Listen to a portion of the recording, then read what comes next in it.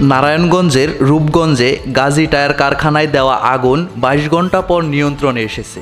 সোমবার 26শে আগস্ট 7:30টার দিকে fire service ও civil ডিফেন্সের পক্ষ থেকে এই তথ্য জানানো হয়। এর আগে ফায়ার সার্ভিসের 12টি ইউনিট আগুন নেভানোর কাজ শুরু করে।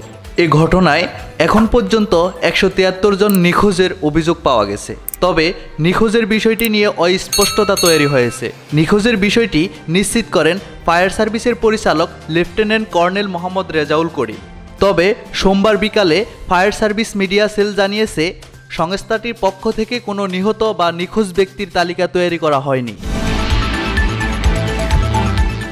অভিযোগ রয়েছে, রোববার রাত 9টার দিকে কারখানাটিতে আগুন দেওয়ার আগে লুটপাট চালায় দুর্বৃত্তরা।